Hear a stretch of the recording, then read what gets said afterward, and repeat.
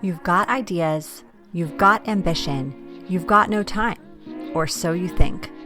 I'm Marissa Lonick, and I help busy moms with big dreams and no time. Join me each week as I dive into time management strategies, goal setting and achieving framework, and inspiring guests who are juggling mom life, work life, fill in the blank life. Dreams don't work unless you do, and just because you're a mom doesn't mean you can't still make it happen, whatever it means to you. Welcome to the Mama Work It podcast.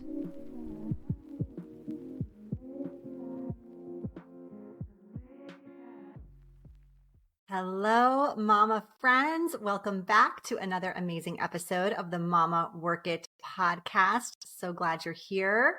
If you are new in town, Mama Work It is all about supporting women in the juggle of mom life, work life, wife life, fill in the blank life.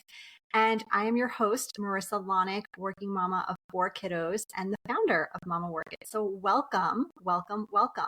Today, I'm super excited because we're talking about a topic that is near and dear to my heart. It is all about dreaming big, and it is specifically for you, working mama. So our guest is Elisabeth Sharp McKetta. She is an award-winning writer and writing teacher and a mom of 2, with a PhD on the intersections between fairy tales and autobiography, as well as a 7-year streak of writing weekly poems for strangers. She teaches writing for Oxford Department for Continuing Education and for Harvard Extension School, where she won their highest teaching award.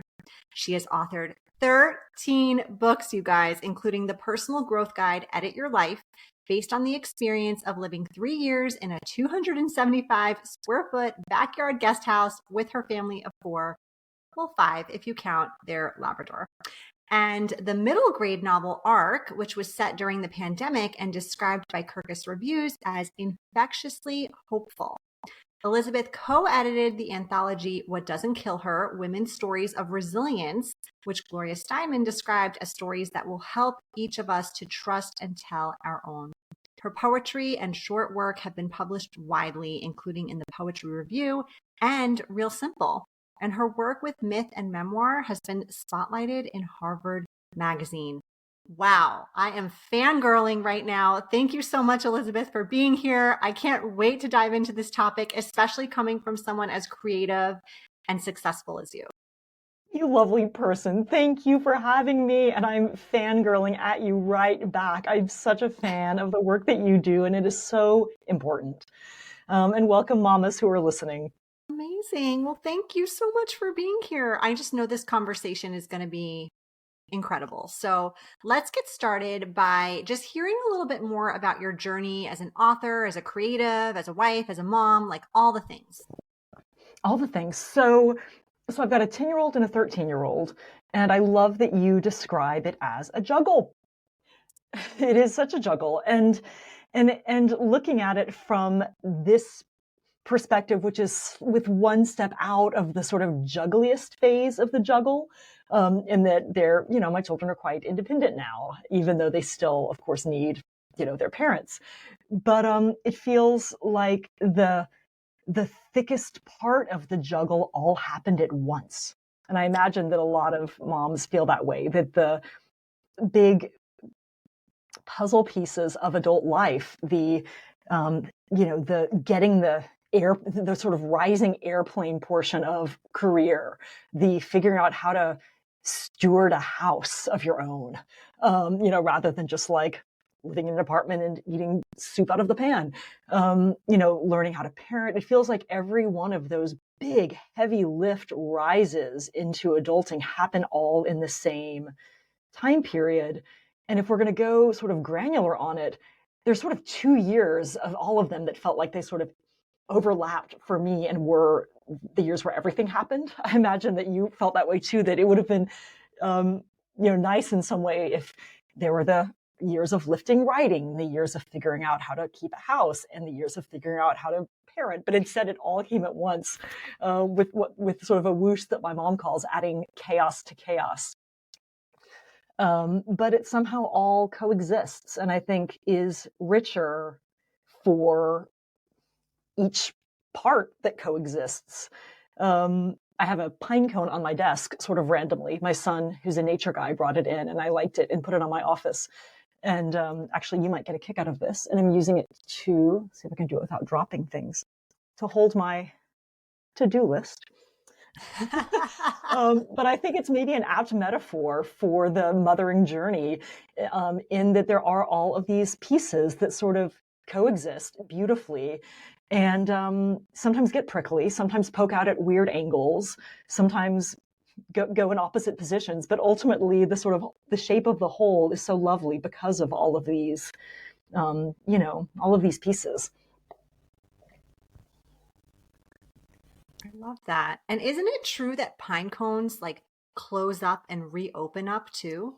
Do they? I don't know. I don't know anything about pine cones except that I think they're beautiful. They close I up. do. I think that's a thing. And so I just love how that like intersects with that analogy too. Wow, that they know when this ties in beautifully to our plan for today. They tie in beautifully to quiet space. Yeah. Wow, that is a wonderful skill. Yeah. Oh my gosh. Okay. I can't wait to dive into this topic. So, Elisabeth, I think dreaming, and I know you would agree with me, is like such an important part of the creative process, Yes. but also just like the life and the happiness and the fulfillment part of ourselves. So not even if like even if we're not in a career or doing work that is quote unquote creative, it's just part of like an important part of life in general, Yes. I think. But so many moms out there are no longer practicing this on a regular basis, if at all. And I know I've been Yes. guilty of this in the past. So as someone like yourself, you make a living on creativity. You've even written a book on creating a life of your dreams, essentially. Why is it so important to make time and space to dream and especially to dream big? Oh, this is such a beautiful question. And I love that you separate it from creative practices, which is something that I don't think I had the wisdom or the confidence to do in my early days of motherhood, that it felt like a big leap to say, I need time to write. It was easier to say, I need time to teach, through which I earn money, or I need time to go do some practical thing that directly benefited the family. But writing is this creative unknown that would certainly lift my spirit and bringing me into a spacious sort of dream space of getting to just imagine and explore and think and follow an idea until it ran out, didn't translate in any practical economic terms. It didn't get the dishes done. And I felt it took me a long time and a lot of practice to confidently say, I need this. And I feel writing, part of what I treasure about it, especially in those early years of motherhood, is that it gave me a skeleton key toward solitude and toward dream space. And I think how lucky that was, and what would have been its placeholder if it hadn't been writing. And that's a question that I think about often, because obviously most mothers do not write books. They do other things, plenty of other things. But do we need a hall pass for solitude? Definitely not. But that one I felt was the one in the hand for me that helped me see that as a legitimate want. So now what I wish I could say to my younger self is, and what I wish what I will tell my children, although because they're in the adolescent years, they of course can't hear it from me, is that time spent with yourself, enjoying your own company, practicing a creative art or going for a walk or reading a book slowly or just doing a jigsaw puzzle or staring out the window. My Dutch friend calls all of these lummelen, which just means doing nothing. They're so important because a human is not a machine. A human is a creature of seasons and a creature that sometimes has high energy for others and sometimes has low energy for everything. often somewhere in between.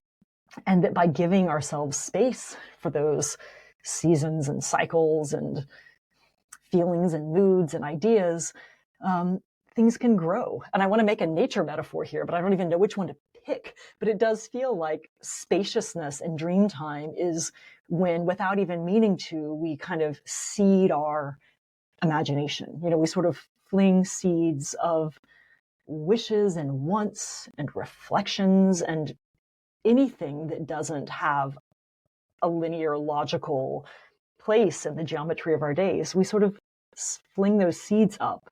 And without that space, that soil, sort of the sun and the light, they're not going to grow. And I think it's a wonderful, what I wish for all mothers is some, quiet 15 minutes a day of quiet beingness, which for me as a writer were easiest taken on the page. Journaling was my way to do that when I felt like I couldn't sit still without, racing to the next household task or being permeable to interruption if anybody needed anything. That's an important question. How do you find that in your days? How do you sort of, give yourself that space? And what have you found from, and I say this also knowing that it's always a spiral path, right? Like there are times when we feel like I did it beautifully today. And then there are weeks and months where I feel like, oh, I forgot completely to do that. And I'm suffering the consequences. So it's never a one and done sort of thing. But when you're sort of giving that to yourself, what does it look like? Yeah, I couldn't agree more about that. Oh gosh. Well, nowadays it looks like walks outdoors. It looks like meditation, journaling.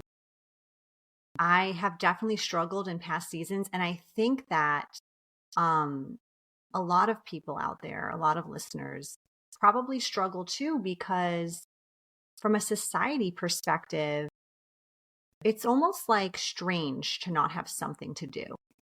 It's almost like boredom is seen as this negative thing. We're filling our time anytime we get it with something. And when I do a lot of time management work, and I think that when there's no intention there, because I think even something as really crucial as doing nothing needs intentionality behind it. And I think when there's lack of intention there, like when you don't know how you want to spend your time, you end up wasting it away. So what do? We pick up our phone, or we turn on the TV, or we text a friend or something. There's nothing wasteful or wrong with those things, but sometimes we're just using it as filler time instead of actually like being alone with our thoughts and ourselves, which is where those seeds grow. Like you said, the dreams happen. Like we're not giving enough space and attention, I think, because sometimes it's a little bit uncomfortable to be there. And it maybe always is when we're out of the habit, don't you think? Whether it's meditation or walking, that at first being alone with our thoughts feels really awkward. I remember this from my own days with young children, but I remember it more recently with one of my beloved friends who has a 1.5-year-old. And I was with her the first time she was away from the baby and not on a direct practical, not on a mission to like run to the pharmacy and back. And my husband and children stayed with the baby and said, we've got her until next feed, see you in an hour and a half. And I walked out and my friend just went completely still at the street corner she looked like she was about to cry. I think she did cry a little because she said, I have no idea what I want to do. It's been over a year since I've had this freedom. Right.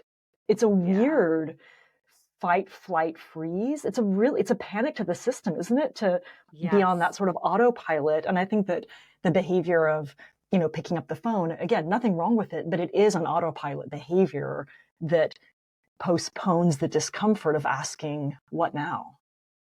And it's really hard to slow down when you're constantly feeling rushed. Really hard. Mm-hmm. And dreaming requires a level of slowness. Yes, absolutely. Absolutely. Which as you say, is not favored by the speed of life today. Yes. And when we are in the necessary responding mode that we have to be in to meet our children's needs when they're very little. Right. Somebody spills their yogurt, somebody is hungry, the baby needs to breastfeed. We sort of move from need to need to response, that I think of I'm still feeling that unraveling into slowness as that is less necessary. And I find that now with older kids, and this is very much a work in progress, that that responsiveness is necessary for the season of babies, and it causes friction with the kids as they get older, when they want the space and they want the time, and they don't want this sort of twitchy mom saying like, what do you need? Are you hungry? Do you need this? And may I share with you a theory that I've developed about fairy tales and teenagers? Yeah. That I find actually really kind of comforting and empowering to the idea that mothers need to give themselves space and give their kids space. So I've studied fairy tales for about 20 years, and I love them. And I think they're spooky and weird and wonderful and fun to tell to children, fun to write with, fun to think with. And one of the fixtures of any fairy tale that probably everyone in here will recognize the moment I mention it is that most of them that are heroine driven start with, once upon a time, there was a lovely girl who lived with her mom and dad. They loved her very much, but then the mother died. Yes. By the end of the first paragraph, they knock off the mother. Why does right? that always happen? Always. The mother's off. Always. And there's even a great article in The Atlantic called "Why Are All the Cartoon Mothers Dead?" That explores this. It's a great, and it has a list of like 30 of them, like Bambi's mother, the mother in the, on and on and on. It's really interesting. It's such a fairy tale fixture. And I remember noticing this with my own children, because I told them so many fairy tales when they were little, that I would hear them making up stories and doing little plays with their stuffed animals. And they would, and again, their stories were, okay, so let's pretend that we are a pair of squirrels and we live in a sequoia and our mother just died. And now we're going to, like, that was always, it's always the first sentence. And I mean, it's ridiculous, but that's how the story begins. And usually in the heroine-driven fairy tales, the conflict begins as soon as the father remarries and the stepmother shows up. And depending on the fairy tale, she either says, "Oh, husband, there's not enough food. We need to send our children into the woods. Otherwise, they'll eat us out of house and home," which becomes a Hansel and Gretel. Or, "Oh, husband, this daughter is a threat to the welfare and beauty of my own two daughters," hence Cinderella. Let's make her the maid so that she doesn't threaten my offspring, etc. But always there's some conflict between the intergenerational conflict between woman on woman. And so I've always thought this was interesting, and the sort of action of the girl, the heroine, goes from sort of safe mother, good mother, and then tension with terrible stepmother. And then somehow we kick off the terrible stepmother triumph. Sometimes something horrible happens to her, like she gets her eyes pecked out by a dove, or she gets turned into a statue, or she has to dance to death in red hot shoes. These stories are like ridiculous. And in the end, the girl is safe in the arms of the prince. So no story because she's safe on one end. No story because she's safe. And all of the story where she grows and changes, essentially her coming of age story, is without the sort of safety of the mother or the prince. So this is just the structure of fairy tales. And what I noticed when I became the mother of an adolescent is that, who I've always been very close to, is that there's a motif in fairy tales called allowing the too good mother to die, which is what anyone listening here, like, we want to be the best mothers we can be. Like, let us be too good. Let us be excessively good. Let us be perfect. We want to be off the charts. Yes. We want to be off the charts. We want our kids to have like nothing to go to therapy for ever, right? Ever. We want to be the best. And of course, like, we all need to go to therapy for something. And we all parent the best we can. And, it ends up the best we can. And anyway, so what I have come to think is that fairy tale motif exists because when the girl becomes an adolescent, the mother stands in the way of her dream, her essentially envisioning the kind of woman that she needs to be. So she needs to have this, dream of who she will be. And it might be, that she loves the ocean, or she loves art, or she loves horses, she loves something. And it's quite likely, maybe it's something that she shares with her mother, but she needs to have her own version of it. Or it might be something that her mother doesn't understand at all. And if her mother comes in and says, should we go horseback riding together? The mother's really encroaching in this girl's vision for who she needs to be. And so the better the mother of the adolescent becomes in terms of like, let's go do this. Here's some advice. Why don't I get us a mother-daughter journal for us to fill out together? The more she sort of takes the oxygen out of the girl's ability to have the story and becomes the evil stepmother. Wow. Isn't that interesting? I think it's true, though. This is something I need to think more about. I think that's what I'm learning. That's what I'm trying to figure out now. But I think that the art of giving space to teenagers, especially our daughters, is really the difference between, and of course they're going to remember us with love no matter what happens. But I think it's the difference between whether we feel in our own house like the too good mother or the stepmother. We need to, like, and this sounds awful, like sort of die's too strong a word because we're still alive and making dinner, but we need to give them plenty of space, right?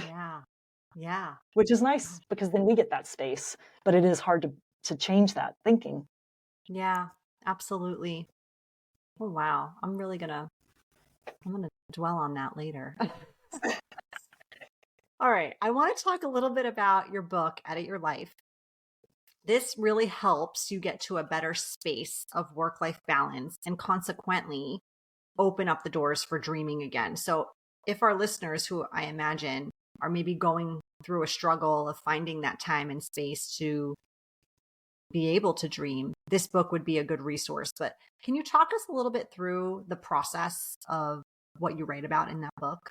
Yes, I would love to. So the book is called Edit Your Life, and I wrote it it was published I wrote it largely during COVID, and the catalyst for the book was our experience moving into a much smaller house so that we could focus more on the things that we loved and enjoyed as a family and less on the things that had been filling our days but not giving us that kind of joy and energy. And because I'm a teacher and have been a teacher for half of my life, the book took form in what essentially is kind of a course, sort of an 8-step course for identifying what is that thing or those things that mean the most to you, that you want to look back on your life and remember so well and so clearly and have that space to really appreciate.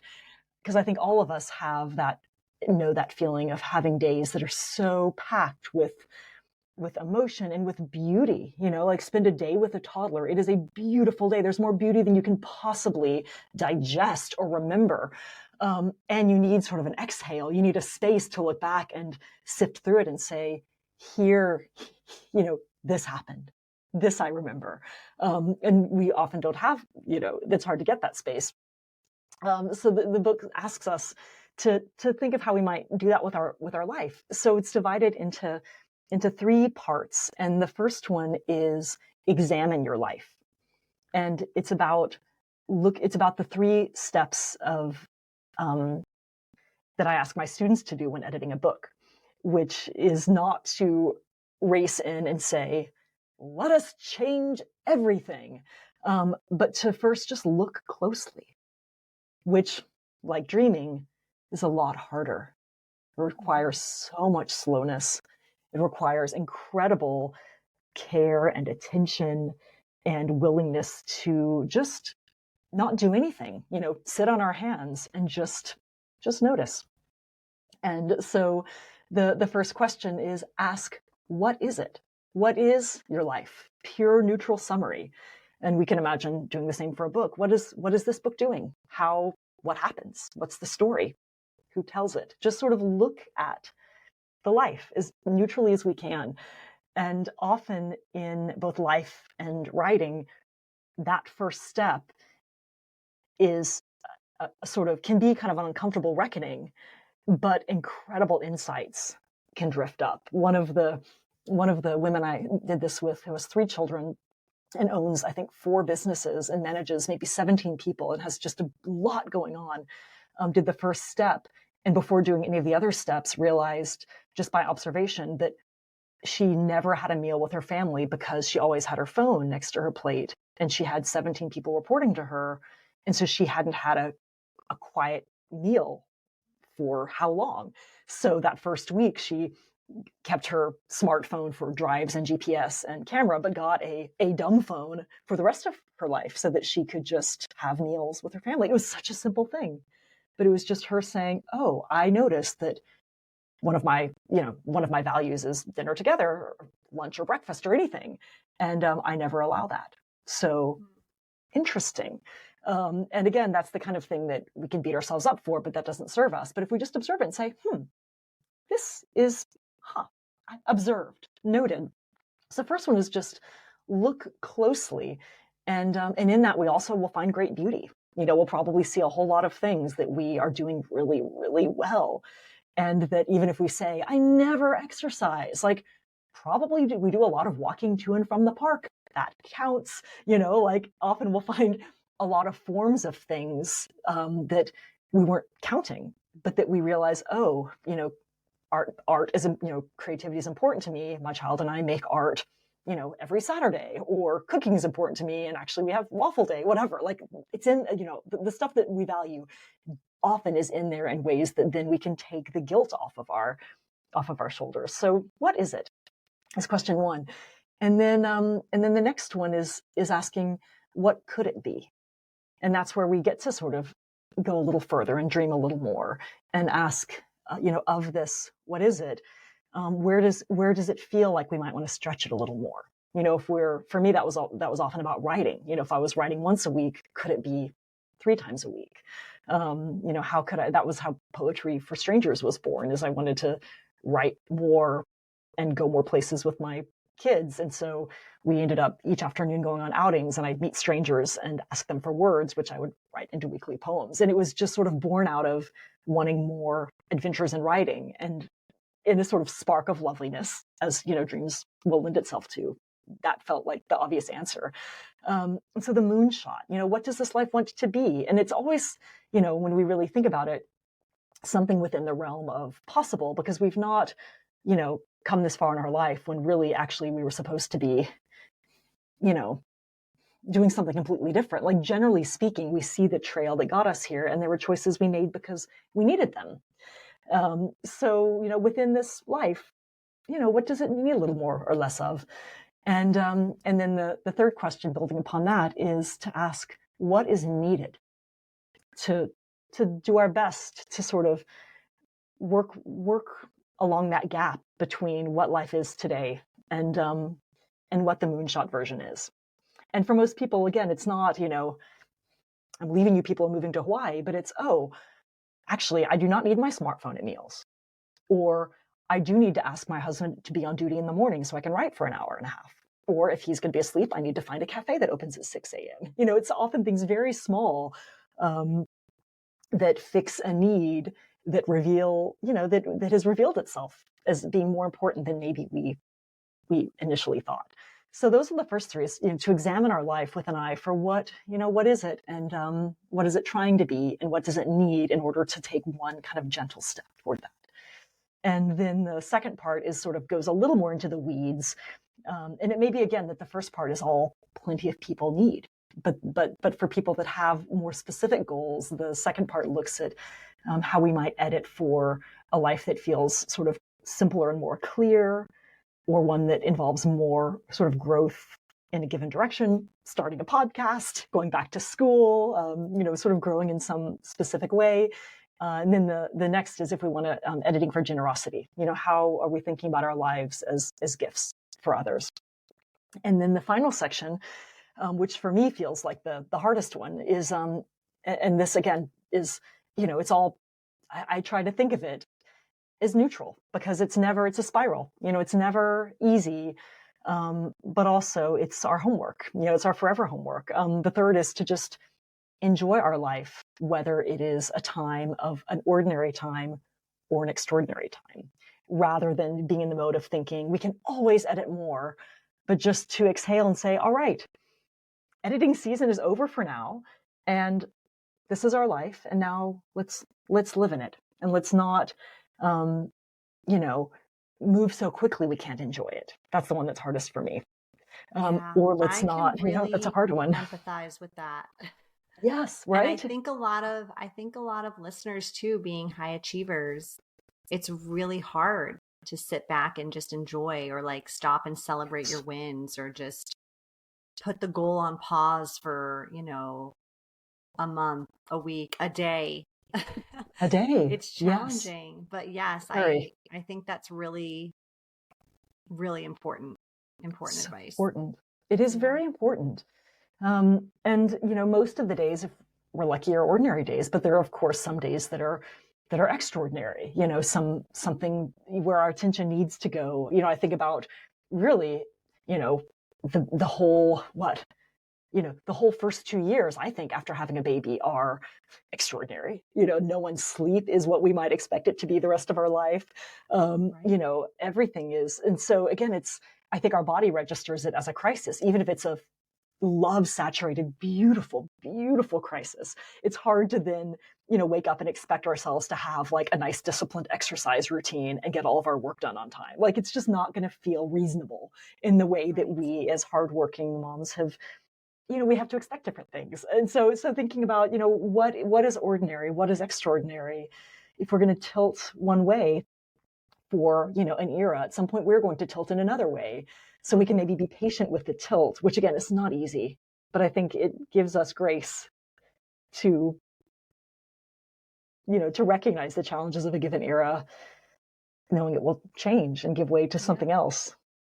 It's also really hard to dream to your full potential when you feel like you are stressed, overwhelmed, constantly on the go, constantly working towards something.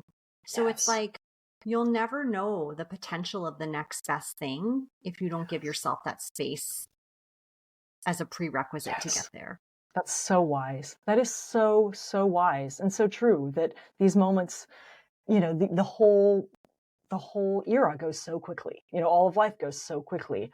But in these moments of just pausing to let it be, to think about it, to dream about it, we're able to sort of feel our lives in a different way.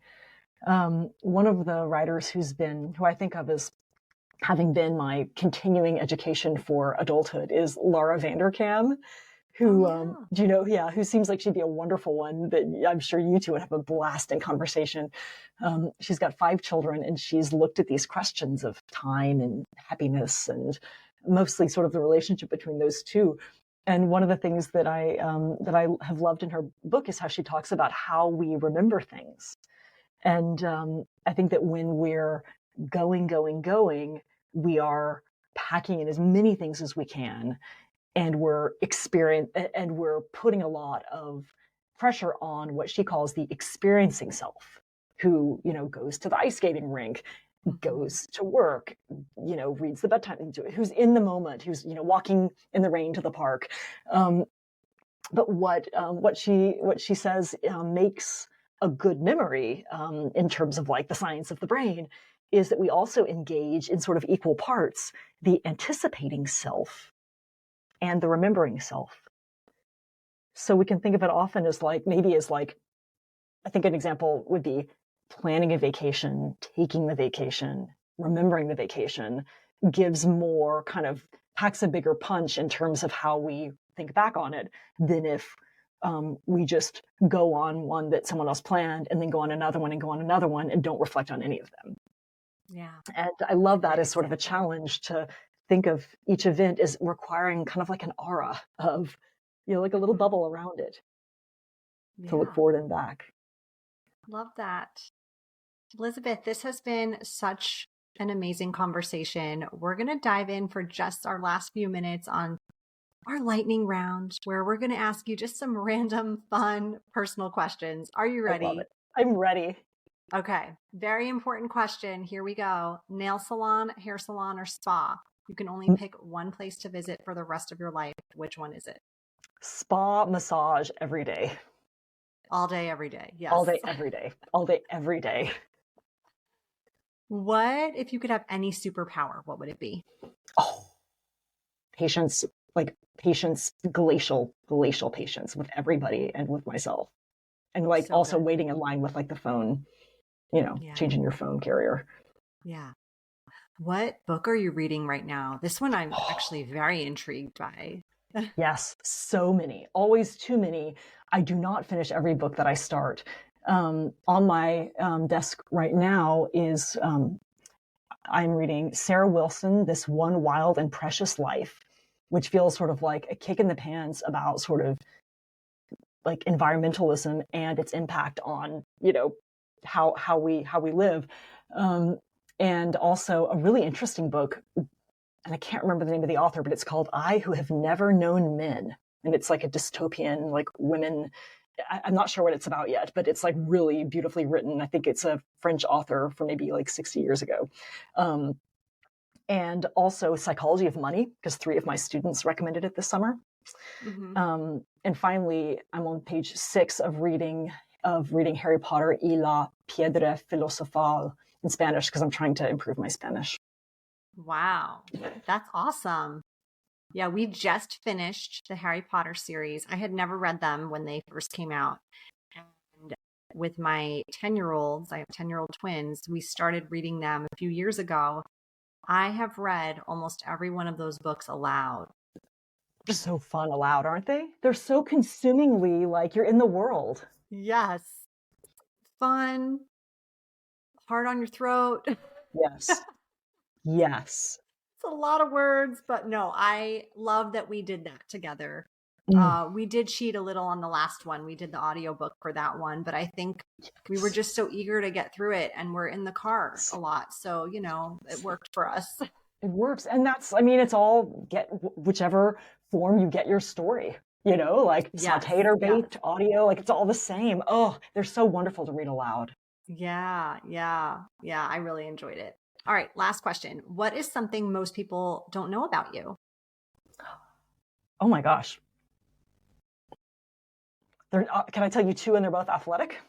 Yes, go for it. One that surprises a lot of people is that I was, in my high school days, the best field hockey goalie in Texas, which is ridiculous because now my exercise is pretty much like 10 minutes of yoga here and there and like a pretty slow walk. But I was like crazy good at field hockey. So that's kind of funny. And then the other thing, which is maybe even more surprising, before I was a field hockey player, I had a year as a Texas cheerleader, and a Texas high kick knocked out this tooth. So this is a fake tooth. So those are 2 things that are maybe surprising. Wow. Those were really good, fun facts. Thank you for sharing. It's a great question. I too was a cheerleader in high school, but fortunately did not have a tooth knocked out. Excellent. You've got great teeth. As do you. Thanks. All right, Elisabeth. Well, before we officially say our goodbyes, can you tell our listeners where they can find you, where they can find your book? Yes, so my website is always updated, elisabethsharpmcketta.com, Elisabeth with an S. And I'm really not on social media a lot. I'm in the sort of category of the population that sort of has to put a note to do, like an item on my to-do list saying like, remember to post on, which I maybe do once a month. But when I am on social media, it's Instagram, also under my full name. And my books are at a lot of bookstores, and my teaching is also listed on my website in their private workshops and then the 2 universities. And I would welcome emails from listeners or readers about anything. Awesome. Well, thank you so much for sharing all this beautiful insight and more about your story. We really appreciate you being here. I really appreciate you having me. This has been such a wonderful discussion, and I've just loved it. Thank you. You've been listening to the Mama Work It podcast. I hope you've enjoyed this episode and would love if you could take a quick minute to leave me a review on whichever platform you're listening from, and maybe even send a note to a fellow mama friend recommending it. Reviews and recs help this podcast grow and reach more like-minded, awesome moms. And if you haven't subscribed yet, don't forget to click that button so we can stay in touch, girl. By the way, if you haven't checked out the Mama Work It website, please do. There are lots of free resources and great articles there that can help you with the juggle of work life, mom life, wife life, fill in the blank life. So head on over. Thanks again for being part of the tribe. I'll see you soon, but in the meantime, keep on working it, mama.